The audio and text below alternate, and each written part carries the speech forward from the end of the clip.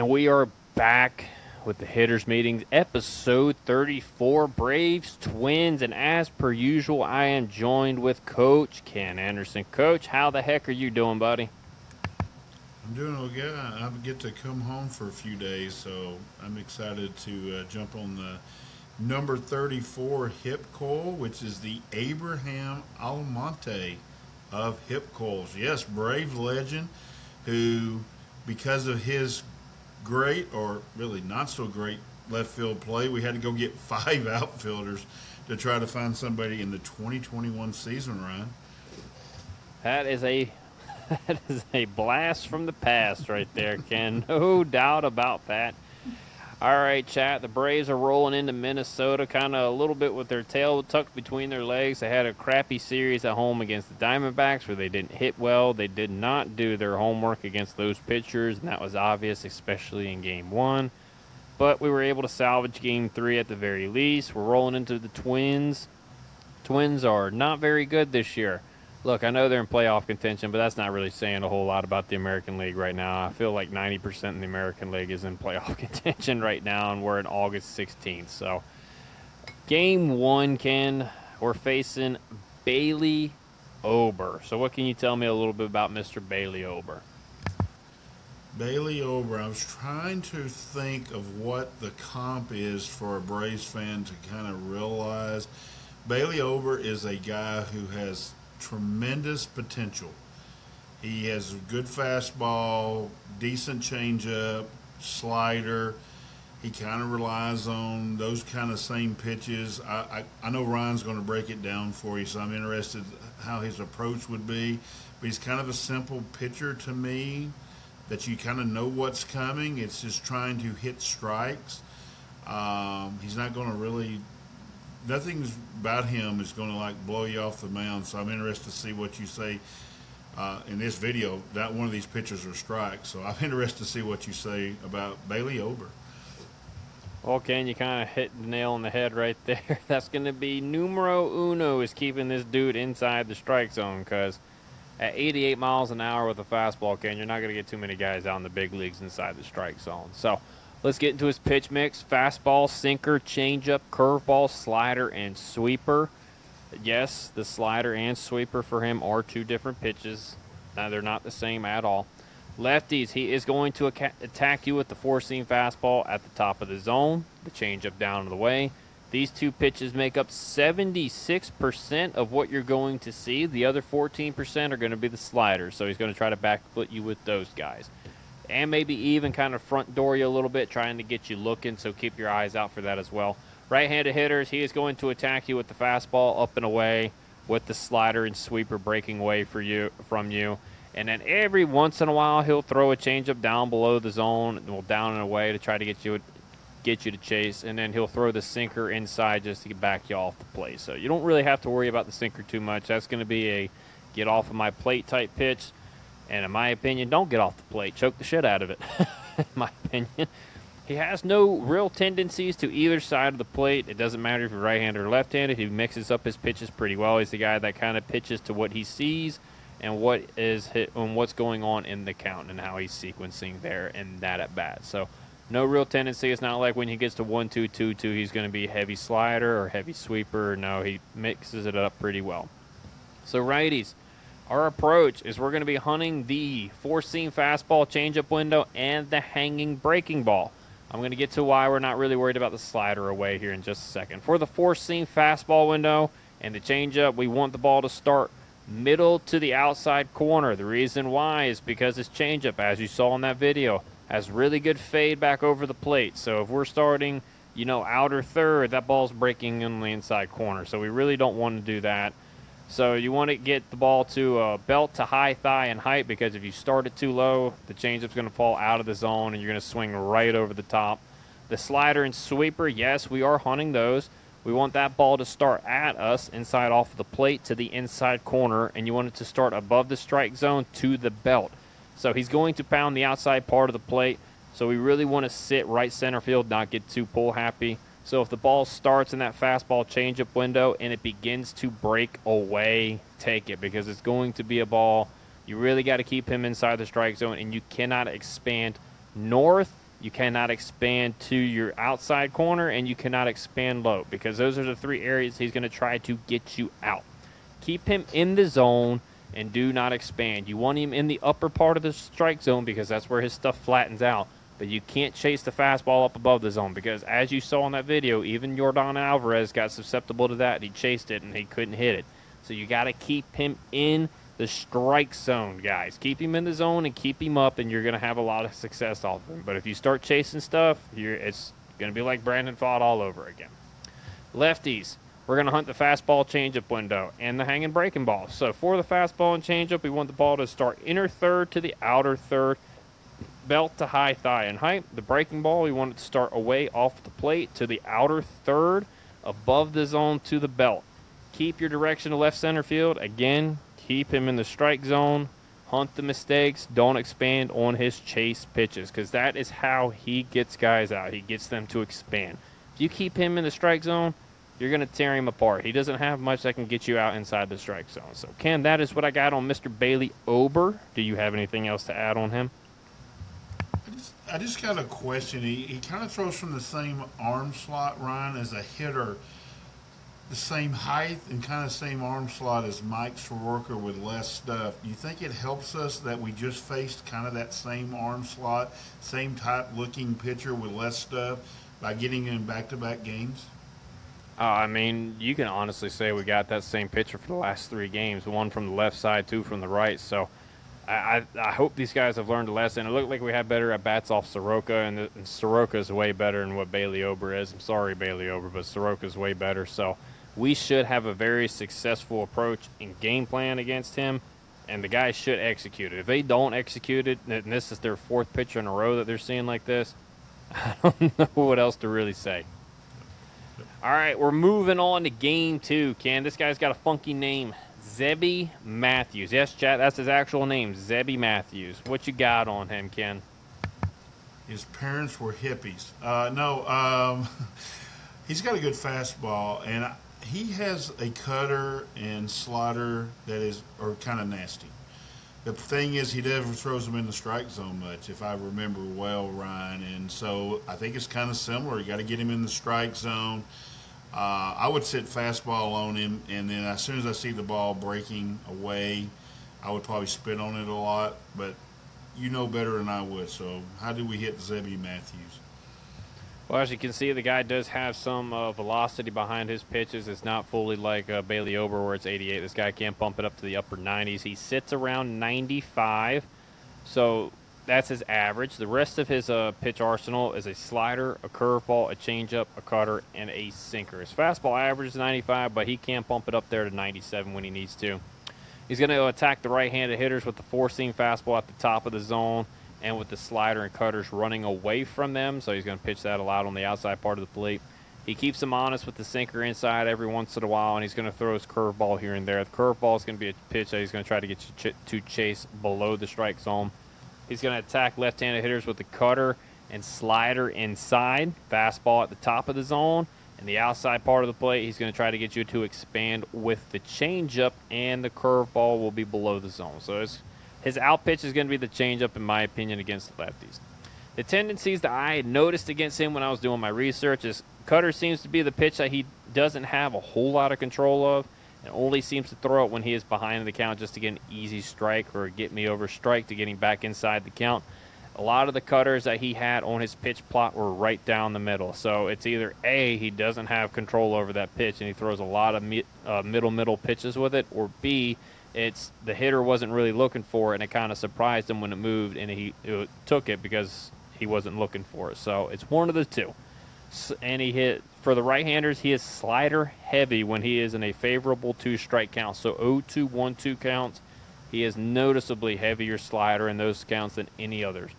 And lefties, no real tendencies. He keeps his pitches pretty well balanced, so keep that in mind. Lefties, you get more of the kitchen sink than the right-handers do. So for right-handers, our approach, we're going to hunt the 4-seam fastball window and the slider and cutter window. The fastball, we want it to start inner third to the outer third, belt to high thigh in height. Again, the reason why I don't want us to expand too low is because of the slider, because of the cutter, because he has a curveball, and because he has a changeup. And all those pitches are going to fall below the strike zone. So if you start low and you hunt low with the fastball, you're going to expand low. And we're going to be okay with that with one pitcher, and that's going to be the next guy we talk about. But the reason why I'm not okay with this guy is because he has 3 to 4 weapons he can get you out with. So you got to keep him up in the zone. I know he's got high velocity, but you're going to have to hit it. So get ready for the fastball, and if you adjust the off speed and you swing at the off speed up that's hanging, you're going to be very successful off of him. So to get back to the approach, you also want to see the slider and cutter start inside off of the plate at you to the middle part of the plate, above the zone to the high thigh. So that's going to be the hanging breaking ball that you can really see out of the hand and do damage on. Keep your direction to right center field. Don't get pull happy. Keep him in the top part of the zone and do not expand up or down. So you want to get him in that the upper 2/3 quadrant, and you want to be able to drive him middle backside. So if you're on the fastball should be driving to right center field. If you get the hanging breaking ball up where we can do damage on it, you can catch it out front and barrel it to left center field, and you'll be completely fine. But if you start trying to pull the fastball, you're going to be in a lot of trouble, right-handed hitters.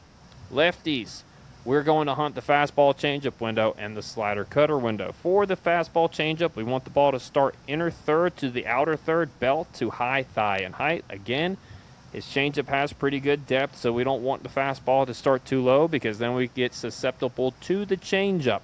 The slider and cutter, we want it to start off of the plate away to the outer third, above the zone to the high thigh. Again, you can't have it start too low because the changeup will fall below the zone and you'll swing and miss over it.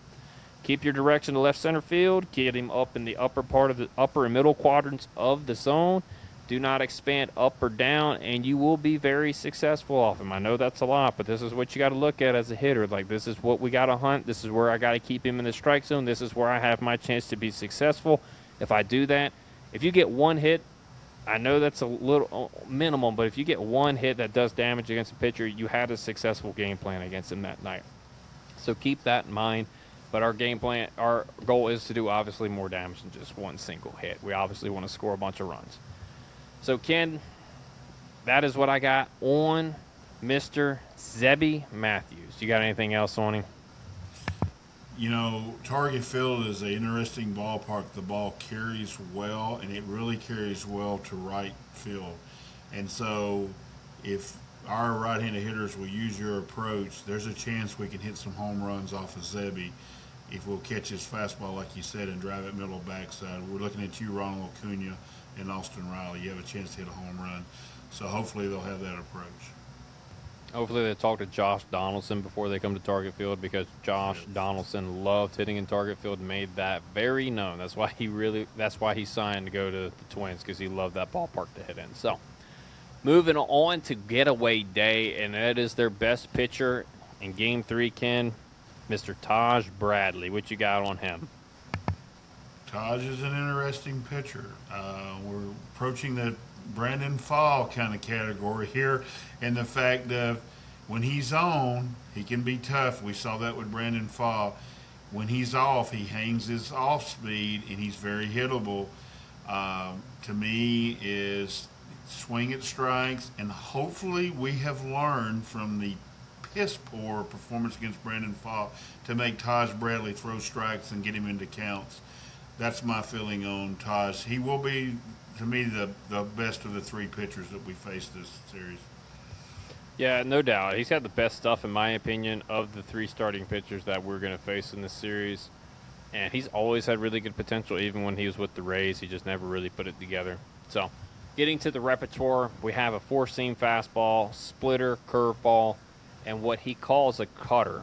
For some reason, the slider that you guys just saw in that video is called a cutter. I call it a slider. It's not a cutter. Cutter, for me, goes more horizontal, right? That had a lot of depth. That looks like a heavy slider to me. So, moving on, right-handed hitters, he's going to attack you, as you guys saw, with a four-seam fastball up in the zone and the cutter down and away.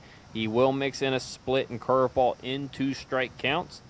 Lefties, and by the way, that's really the only time you see the curveball and split come into play is in 2 strike counts, so keep that in mind. Lefties, he's going to attack you again with a four-seam fastball at the top of the zone and on the outside corner. The split's going to be down in the way, and he's going to try to back foot his cutter We're going to call it a slider, though. Tendencies. He is four-seam fastball heavy when he is behind the count, but he mixes his pitches well when he is ahead, especially with 2 strikes. So that's where the split and the curveball really come into play, especially for the right-handed hitters. He gets into trouble when he is leaving his off-speed out over the plate and up. That's where that's when he has really good games, when he's going 7 innings and not giving up a whole lot of runs, maybe 1 to 2 runs, maybe even none. He's really burying the split in the bottom part of the zone or getting the chase over the top, and he's really nailing that slider down and away, down and into lefties, down and away to righties. But when he leaves those pitches up in the strike zone, that's when he becomes really hittable. And that's why he's had a lot of starts where it's not been so good, is because he doesn't have great command over those 2 pitches.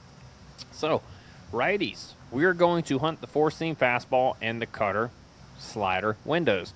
For the 4-seam fastball, we want it to start inner third to outer third belt to mid-thigh in height. The slider, we want it to start inside off of the plate at us to the middle of the plate, belt to mid-thigh in height. Us looking for the 4-seam fastball at mid-thigh high does leave us susceptible to chasing the cutter. Again, we're going a little bit lower, but here's why. But its fastball is elite. It has 18 inches of induced vertical break, so it really rides through the zone very well, and that's hard to get on top of. So to expand, we're going to have to expand in order to get to cash in on the fastball. So if we're going to be looking up in the zone, we're going to have a really tough time. But if we can get it more down in the zone, we can cash in on those fastballs down there. So keep your direction to right center field and do not try to pull off of him. Do not expand your zone east or west, because we're going to be expanding north and south quite a bit. So you got to limit your away chase to really hunt in that middle to upper quadrant. So again, this is the one pitcher that I said we would expand our window low for, and that's because he has high velocity, and it's going to be tricky because he has that slider that has really good break. But again, there's probably not too many guys in our lineup right now that can get on top of 98 miles an hour at the top of the strike zone. But if you get it down to that mid-thigh range where they can really get to it and do some damage on it, they can be successful. But the key for them is going to be able to recognize the spin on the slider. If they do that and they can lay off the slider while recognizing the fastball, they can be very successful off of Taj Bradley. But that's a big if. And that's going to be really dependent on Austin Riley and Ronald Acuna Jr. Can you guys recognize that spin and stay off of it, but seeing the fastball down in that zone and really being able to barrel it up the middle? We'll see.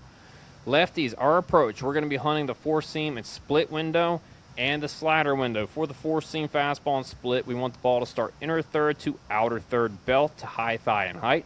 For the cutter, we want it to start, or the slider, we want it to start away off of the plate to the middle part of the plate, above the zone to the high thigh. Again, we're not expanding too low here because the lefties are going to be seeing the split.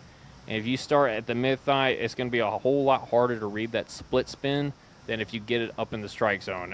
When you get it up in the strike zone, it kind of has that pop effect. You can kind of see it roll out of the hand, but when it starts low, you don't really see that, and it's really hard to lay off the split down in the zone. So lefties have a more narrow window because of the split.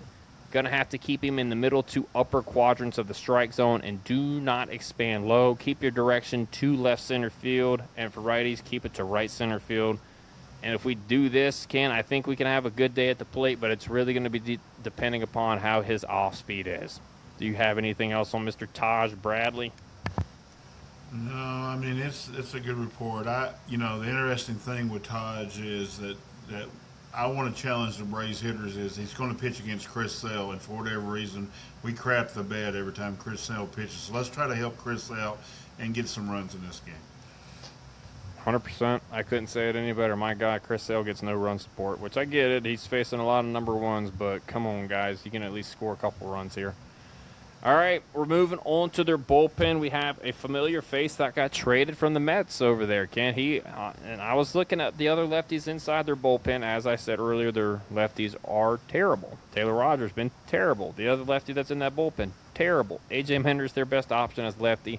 So Baldwin, Olsen, all those guys are going to get to see A.J.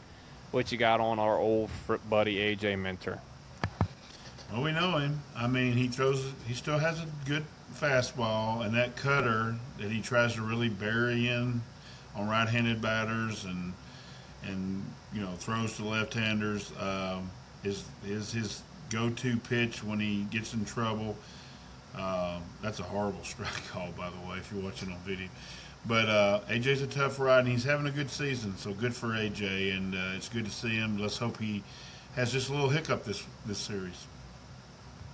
I can say one thing for 100% certain fact that he's going to look a whole lot better in that Twins uniform than he did in that god-awful orange and blue in the New York Mets. So Amen. that's one positive. All right, so for AJ, obviously he has the fastball and cutter. We all know that well. He does have a changeup that he does mix in a little bit more now than he did when he was a Brave. Apparently he has a sinker. I don't. Look, he might have a sinker, but it's not a very good sinker. He doesn't throw it a whole lot, so you can go ahead and just kind of scratch that off the list whether you're righty or lefty. It's not something you're going to want in the strike zone. Again, it's no secret you're going to see a lot of cutters regardless if you're right-handed or left-handed. Righties, you're going to get attacked with the cutter inside, the fastball up and away, and the changeup down and away. Lefties, you're going to get attacked with cutter away and the four-seam fastball away or up. So he can go like middle up, or he's going to go away with the fastball. Again, that's going to tunnel both the cutters, so it's going to be a really tough ride there for lefties. Every once in a while, he'll throw a sinker inside to lefties just to keep them honest, but that's about all it's used for. Tendencies for righties, the changeup really only comes into play when he's ahead in the count. So again, it can be a two-strike pitch, but his bread and butter is going to be the cutter. So you can sit changeup if you want to. I wouldn't. He doesn't throw it a whole lot. If you see it and it hangs, I'd hit it. If he paints a changeup in a two-strike count, you just tip your hat and you go back to the dugout.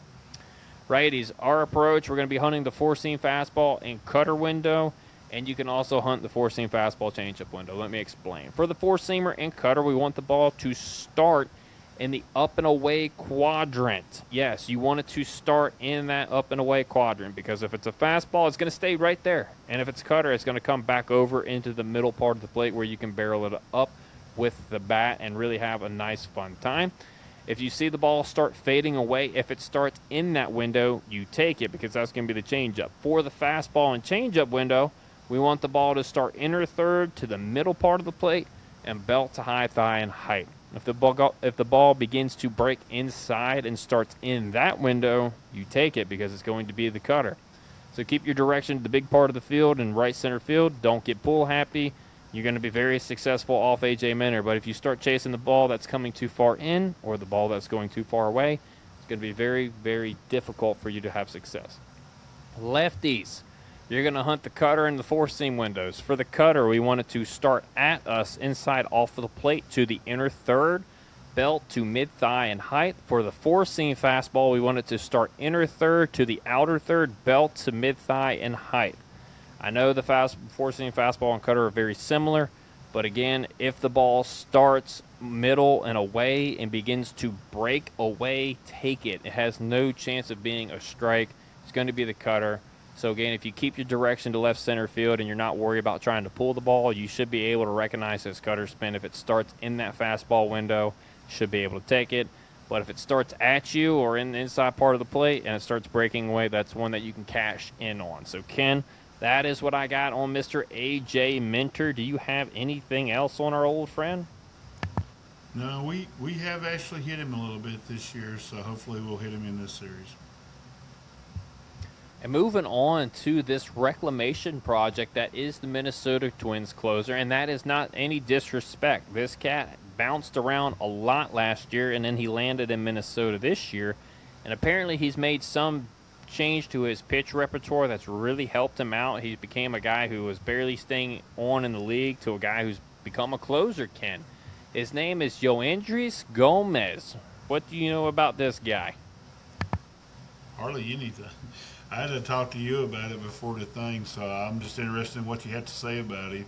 The one thing that was scary when you were telling me about it, he throws a sweeper, which scares me to death on our guys, but I'm sure you have a good plan to hit him.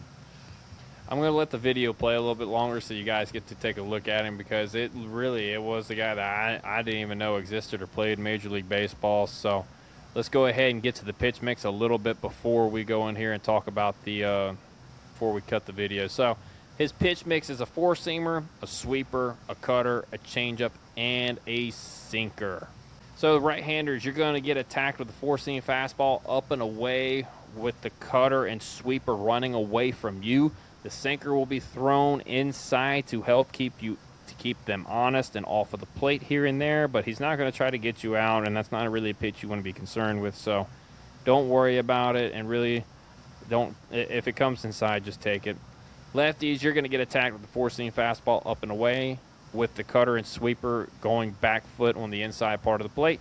Changeup will be thrown down and away as well to get you to chase over the top of it. The tendencies that I picked up on this guy, he is, for right-handed hitters, he is sweeper and fastball heavy with 2 strikes. Like, it is one of those 2 pitches coming in 2 strike counts noticeably. And I think until 3-2, it mixes up a little bit, but like 0-2, 1-2, 2-2, it's a lot of four-seam fastballs and sweepers. No real tendencies for the left-handed hitters. He mixes his pitches pretty well. Still four-seam fastball and sweeper heavy and 2 strike counts to the lefties, but he does mix in the changeup a little bit more with 2 strikes to them. Right-handed hitters, we are going to hunt the four-seamer and cutter and the sweeper windows. We want the four-seam fastball and cutter to start on the inside corner to the outer third, belt to mid-thigh in height.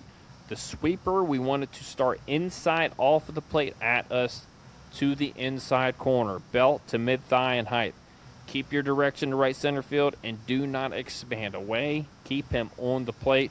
The cutter doesn't break down. It's got a little bit of movement horizontally. His sweeper has a ton of movement this year horizontally. Like, if it starts anywhere on the plate, like inner third all the way to the outside corner, it's going to be a ball. He has a ton of break on that thing. It's got to start at you for it to be one of the hangers.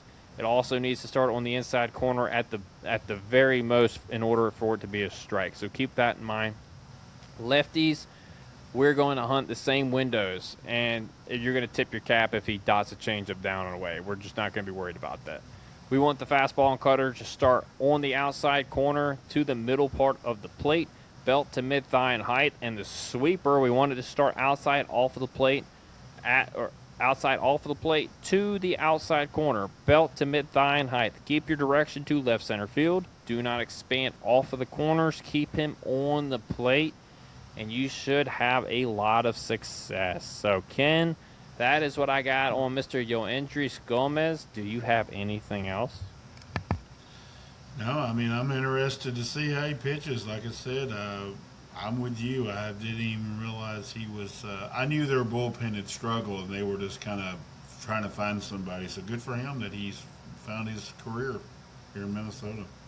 100%. Can't say that well enough. I always love seeing guys figure it out, even when they've had a really tough start to their major league career. It's always a really good story. But before we get out of here, chat, Ken, what's your series prediction? How are the Braves going to do this series? I said on the recap, if you already watched that, as we go into this HipCoil, I think it's the biggest series of the year. I think it's a major series because the road trip is really strange. We get Mizorowski after we travel twice on Friday afternoon, which is weird time as well. So I would like for us to win 2 out of 3. I think we can, and I think we win the first 2 games. It's a possibility we go for the sweep. Minnesota is a mediocre team at best. They're 60-65 for a reason. So we need to go out and handle business and win this series 2 out of 3. So I'll go 2 out of 3.